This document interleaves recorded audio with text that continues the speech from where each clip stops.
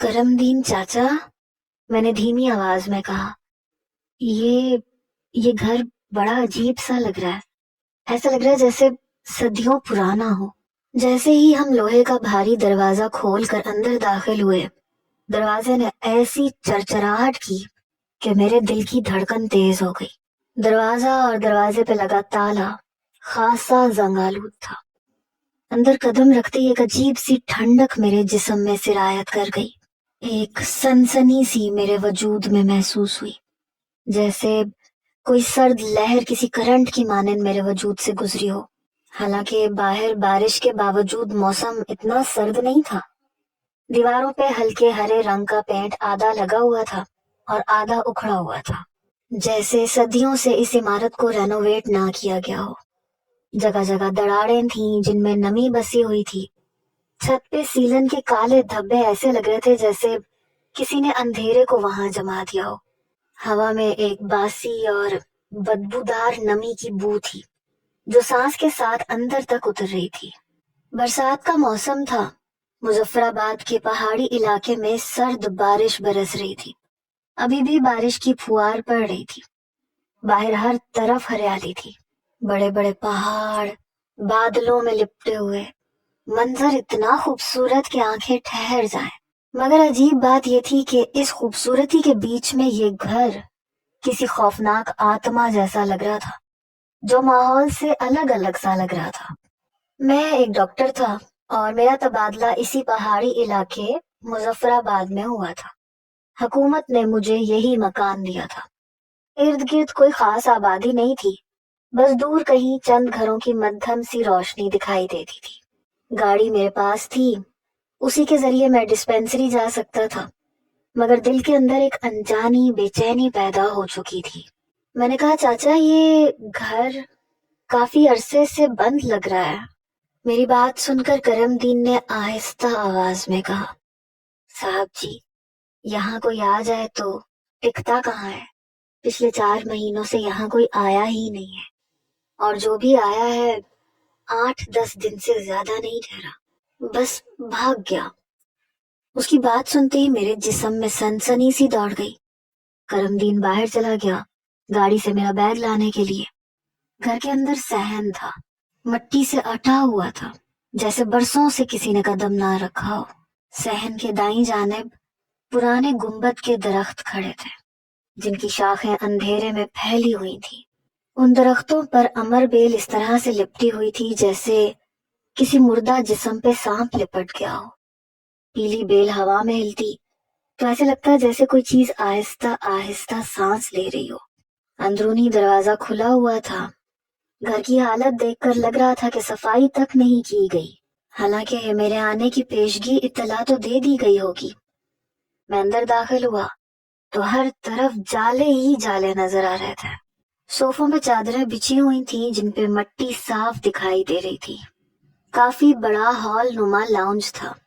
अतराफ में कमरे थे। तब तक करमदीन भी अंदर आ गया। अरे, ये चंबेली से कहा था कि साफ सफाई करते, मगर बड़ी कामचोर लड़की है। आप आए डॉक्टर साहब, मैं सफाई कर देता हूँ। वो 60 के लगभग बुढ़ा भला क्या काम कर सकता था। उसने एक कमरे की बैरूनी कुंडी खोली। मैं उसकी तकलीफ करता हुआ कमरे में पहुंचा। कमरा देखकर मेरी आंखों में हैरत उतरी थी, क्योंकि कमरा बिल्कुल शीशे की तरह साफ था। मिट्टी का शायबा तक नहीं था।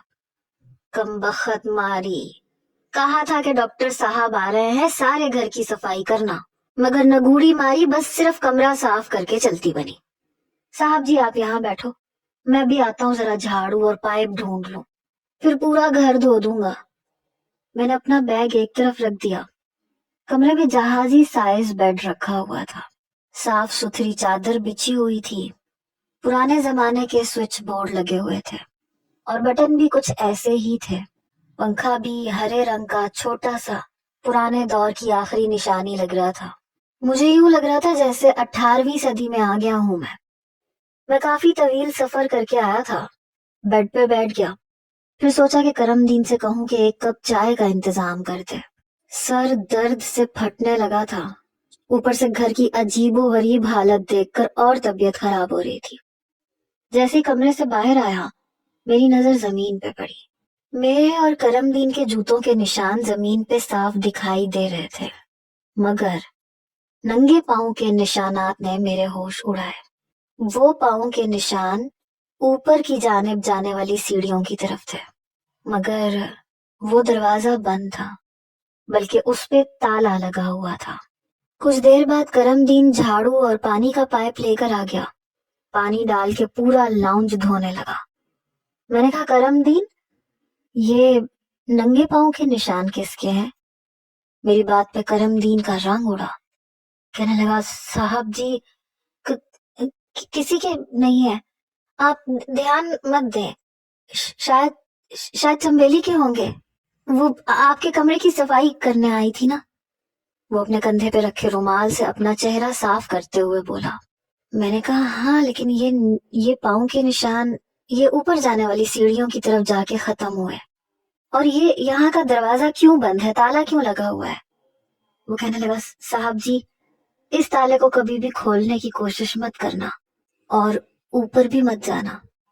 आमिल बाबा ने बड़े जंतर मंतर पढ़ के इस दरवाजे पे ताला लगाया था, इसलिए इसे खोलने की कोशिश ना करना, वरना बड़ा गजब हो जाएगा। ये कह के वो तेजी से झाड़ू लगाने लगा। 10 मिनट में वो सारा लाउंज धो के साफ कर चुका था। सोफों पर से चादरें भी उतार चुका था। घर अब कुछ बेहतर हालत में नजर आने लगा था। मैंने कहा, मैं समझा नहीं, क्या है ऊपर? कहने लगा, जिन्नात का बसेरा है जी। ये सुन के मैं बहुत बुरी तरह से घबराया। करमदीन कहने लगा, ना जी ना, घबराने की जरूरत नहीं है, नीचे आने पे उन्हें पाबंदी है, बस आप कभी भी उस दरवाजे की तरफ मत जाना, मैं जरा सहन की सफाई कर लूं। ये कह के वो चला गया। पता नहीं क्यों मुझे खौफ सा महसूस हुआ। मैं अपने कमरे में आ गया। मैंने जेब में से अपना मोबाइल निकाला, देखा तो काफी मिस कॉल्स आई हुई थी। मैंने देखा तो निम्रा की कॉल थी। मैंने फोन किया। कहने लगी, पहुंच गए आप मुजफ्फराबाद डॉक्टर साहब? मैंने कहा, हाँ, पहुंच गया। कहने लगी, यहाँ कब तक रहने का इरादा है? देखो जल्दी अपना ट्रांसफर करवा लेना। मैंने कहा, तुम कहो तो भी वापस आ जाता हूँ, यहाँ तो वैसे भी चुड़ैलों का बसेरा है। वो हंसने लगी। उसे लगा शायद मैं मजाक कर रहा हूँ। कहने लगी, इसका मतलब मैं ये समझूं कि मेरे हैंडसम से मंगेतर पे किसी चुड़ैल का दिल आने वाला है? मैंने कहा, निम्रा, मैं मजाक नहीं कर रहा। वो कहने लगी, मैं भी मजाक नहीं कर रही हाथी। मैंने कहा, अच्छा ये बताओ, तुम्हारी हाउस जॉब कैसी जा रही है? कहने लगी, कैसी जानी है, कभी दिन की ड्यूटी, कभी रात की ड्यूटी। अभी भी ड्यूटी से वापस आई हूँ और सबसे पहले तुम्हें कॉल की थी, लेकिन काफी देर से तुम फोन नहीं उठा रहे थे। मैंने कहा, हाँ, वो सफर के दौरान मैं कुछ देर सो गया था तो फोन साइलेंट पे कर दिया था। वो कहने लगी, मैंने सुना है मुजफ्फराबाद के जिस इलाके में तुम्हारा ट्रांसफर हुआ है वो पहाड़ों और हरियाली के बीचों बीच है, मतलब काफी खूबसूरत मनाजिर देखने को मिलेंगे। मैंने कहा, हाँ, घर से बाहर निकलो तो लगता है कि जन्नत में आ गया हूँ, लेकिन घर काफी खौफनाक किस्म का है, शायद बहुत ज्यादा पुराना तामीर शुदा घर है, मुझे तो लगता है जैसे सदियों पुराना है। मैंने कहा, अच्छा निम्रा, मैं काफी थक गया हूँ, तुमसे रात को बात करूंगा। कहने लगी, ओके ठीक है, मैं भी सोने लगी हूँ क्योंकि पूरी रात की और दोपहर की ड्यूटी से अब फारिग हुई हूँ। मैंने कहा, अच्छा खाला को मेरा सलाम कहना। उसने फोन बंद कर दिया। निम्रा मेरी खालाजाद भी थी, कजन भी थी, मंगेतर भी थी। मैं गवर्नमेंट डॉक्टर था, इसलिए मेरा ट्रांसफर कभी किसी शहर तो कभी किसी शहर होता रहता था। अलबत्ता निम्रा अभी हाउस जॉब कर रही थी, उसका भी इरादा था गवर्नमेंट जॉब करने का, लेकिन उससे पहले हमारी शादी होनी थी ताकि मेरा और उसका ट्रांसफर एक ही शहर में हो सके। लेकिन अभी इस बात को साल बाकी था, क्योंकि निम्रा का हाउस जॉब का 1 साल अभी बाकी था। 1 घंटे बाद करमदीन मेरे कमरे में आया। तब तक मैं बेड पे लेटकर आंखें बंद कर चुका था। कहने लगा, साहब जी, पूरे घर की सफाई कर दी है, कुछ ही देर में चंबेली आके खाना बना देगी, मैं अब अपने घर जाऊंगा। वो बुरी तरह से हाँफ रहा था, शायद उम्र का तकाजा था। मैंने कहा, ठीक है, आप जाएं। फिर मैंने कहा, करमदीन चाचा, رات کو یہاں پہ میرے ساتھ اور کون ہوگا؟ میری بات سن کے وہ ذرا سا مسکرائے. کہنے لگے صاحب یہاں کوئی بھی ملازم رات کو ٹھہرنے کے لیے تیار نہیں ہوتا.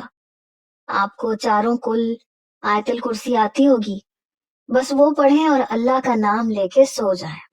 میں نے کہا دیکھو یہاں میں اکیلا بھی نہیں رہ سکتا, کسی نہ کسی کو تو یہاں ہونا چاہیے. کرم دین کہنے لگا دیکھیں صاحب جی, ہمارے گھر تو یہاں سے 1-1.5 میل کے فاصلے پہ ہیں, بیوی بچے بھی ہیں, اس لیے میں یہاں پہ رات کو نہیں رک سکتا. میں نے کہا نہیں یہاں کوئی چوکی دار وغیرہ نہیں رکھا ہوا؟ کرم دین کہنے لگا چوکی دار تو تب رکھا جائے جب کوئی چوکی داری کے لیے تیار ہو. اس گھر کے بارے میں بڑی الٹی سیدھی باتیں مشہور ہیں, اور جو ان باتوں پہ یقین کرتا ہے وہ یہاں آنے کی حامی ہی نہیں بھرتا, رہنا تو بڑے دور کی بات ہے. کچھ ہی دیر میں کرم دین چلا گیا. مجھے بھی نیند آنی شروع ہو چکی تھی کیونکہ میں کافی تھکا ہوا تھا. میں سو چکا تھا, اور ہاں چاروں کل اور آیت الکرسی پڑھ کر خود پہ پھونک بھی چکا تھا. دوسری بات یہ کہ مجھے شاید ان چیزوں سے اتنا خوف محسوس نہیں ہوتا تھا, یا میرا ایسی چیزوں پہ زیادہ یقین نہیں تھا. بہرحال جو بھی تھا میں بڑی گہری نیند سو چکا تھا. میری آنکھ برتنوں کی کھٹ پٹ پہ کھلی. میں اٹھا, کھڑکی سے باہر دیکھا تو اندھیرا چھا چکا تھا, شاید مغرب سے کچھ اوپر کا وقت تھا. میں نے موبائل دیکھا تو شام کے 6 بج رہے تھے. سردیوں کی راتیں تھیں, اس وقت تک مغرب ہو چکی تھی. پھر مجھے موبائل کی بیٹری ڈاؤن ہونے کا الارم سنائی دیا. میں نے چارجر لیا اور اسی پرانے سے بورڈ میں لگا کے موبائل کو چارجنگ پہ لگا دیا. کمرے کی لائٹ جلائی. جیسے ہی باہر کا دروازہ کھولا تو لاؤنج پیلے رنگ کی روشنی سے روشن تھا. ابھی تک وہاں پہ پیلے بلب لگے ہوئے تھے. میں نے دیکھا تو باورچی خانے میں برتنوں کی کھٹ پٹ کی آواز آ رہی تھی. میں دھیرے دھیرے چلتا ہوا جیسے ہی باورچی خانے کے دروازے تک پہنچا, دبلی پتلی سی ایک لڑکی برتن دھونے میں مصروف تھی. شاید وہی چمبیلی تھی کیونکہ چولہے پہ کچھ پکا بھی رہی تھی. دھواں اٹھ رہا تھا. میں نے گلا صاف کیا تو میری آواز پہ فوراً سے اس نے پلٹ کے دیکھا. اس لڑکی کو دیکھ کر میں دیکھتا رہ گیا.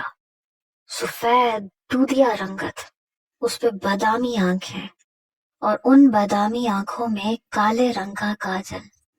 وہ لڑکی بے شک بے حد خوبصورت تھی. ہاتھوں میں کانچ کی چوڑیاں پہن رکھی تھی, پاؤں میں چاندی کی موٹی سی پازیب ہے. میں نے کہا تم چمبیلی ہو نا؟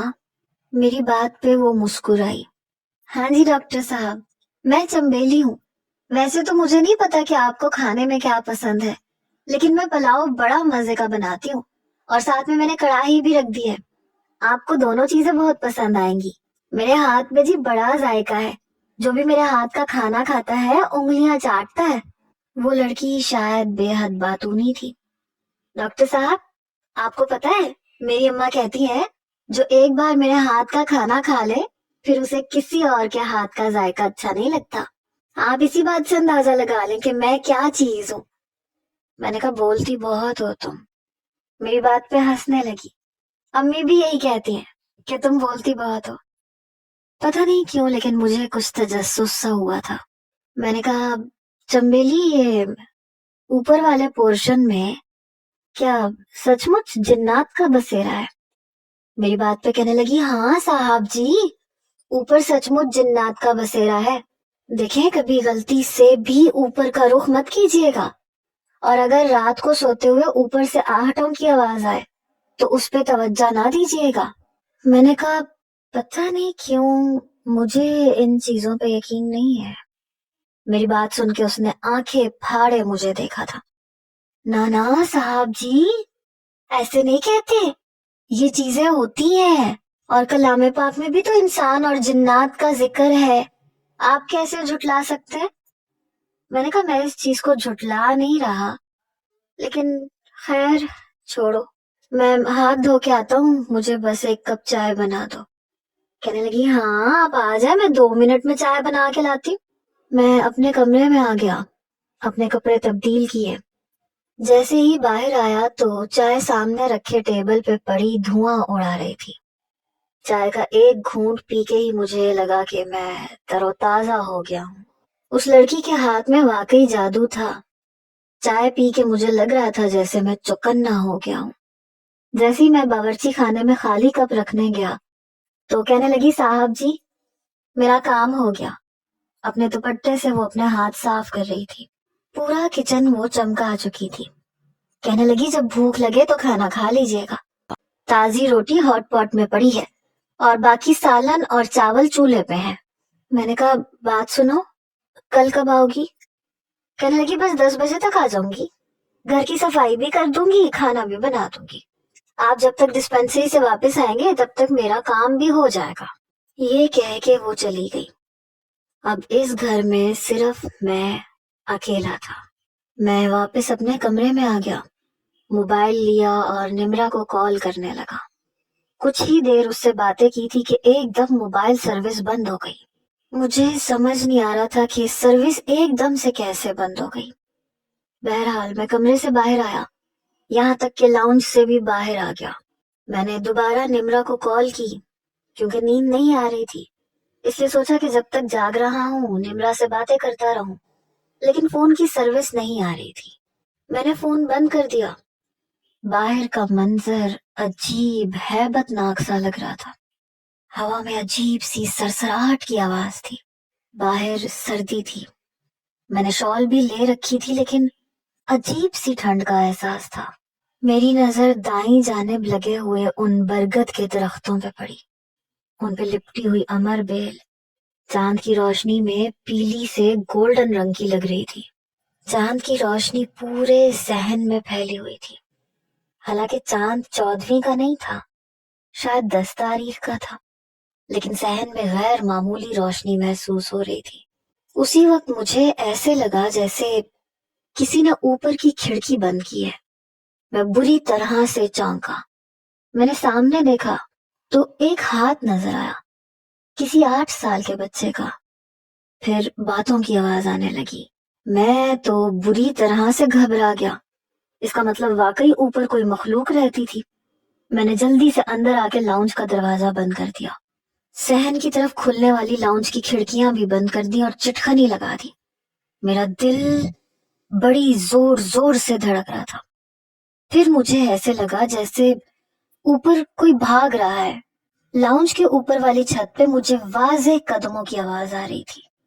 میری تو گویا جان نکلی تھی.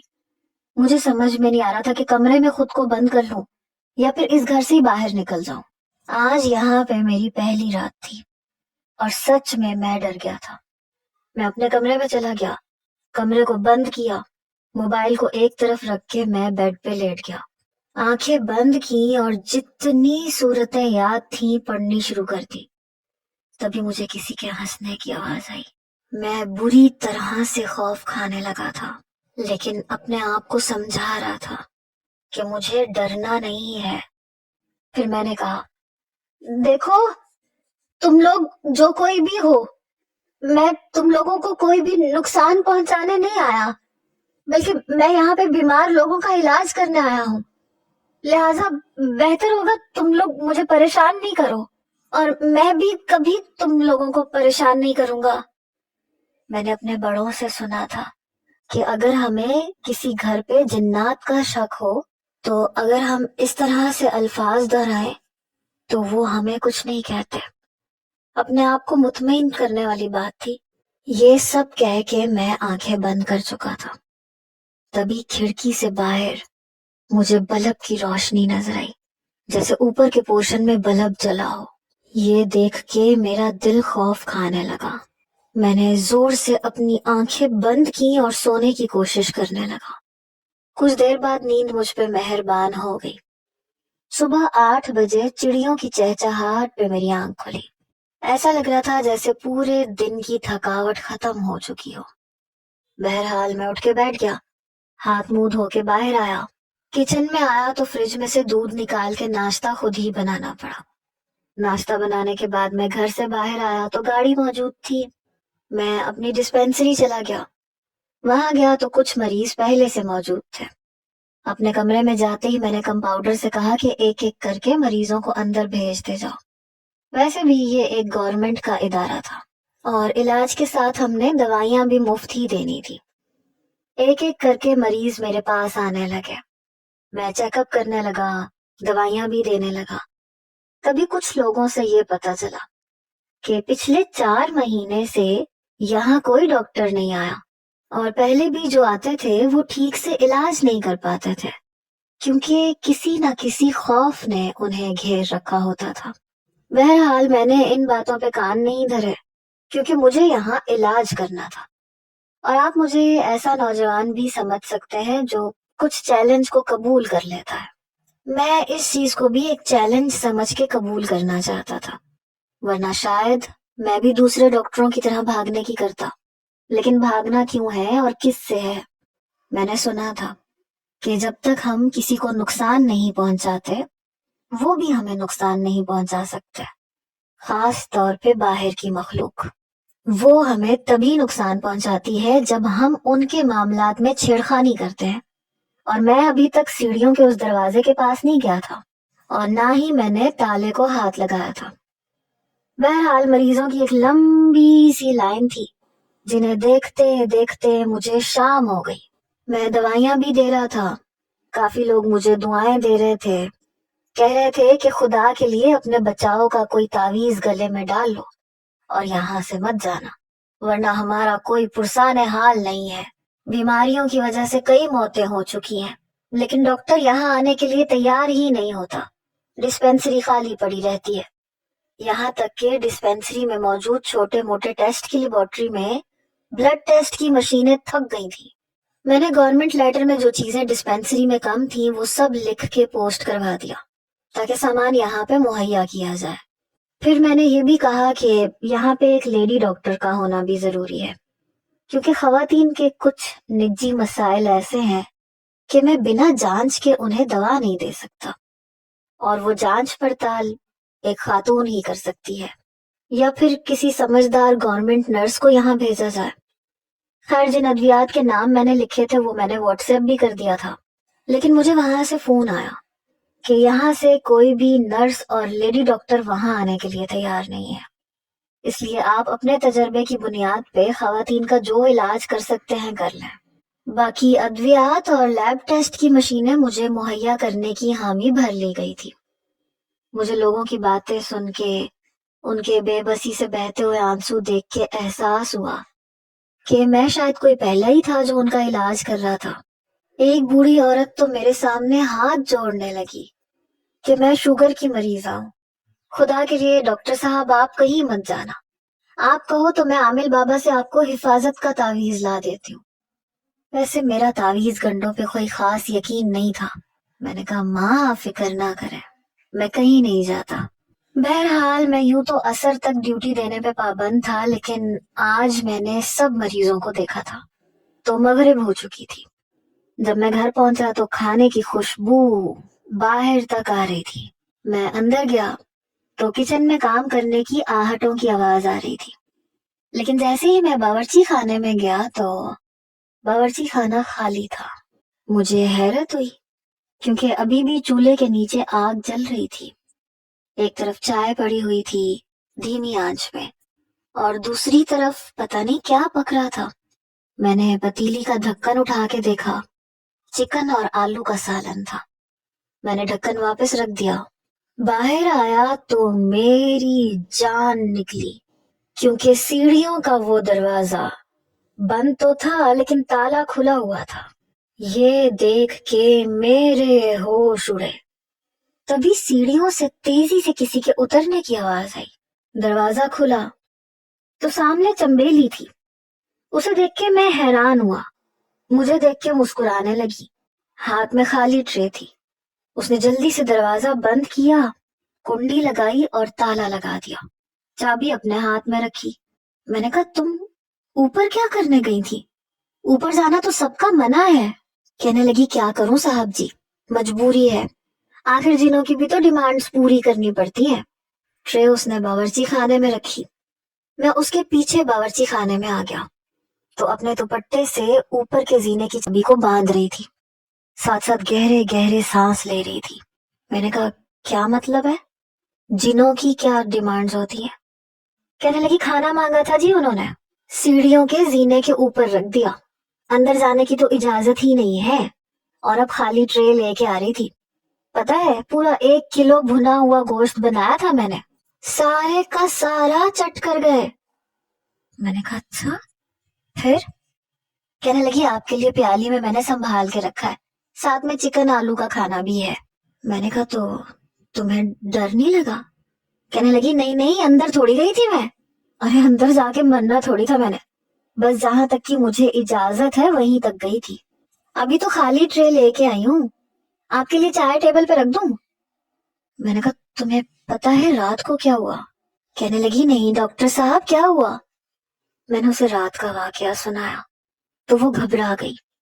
کہنے لگی یہاں نا رات کے 11 بجے کے بعد صحن میں مت جایا کریں، اور 11 بجے کے بعد تو ویسے بھی سروس نہیں آتی.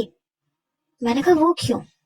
کہنے لگی ہمیں کیا پتا، کئی سالوں سے ایسا ہو رہا ہے.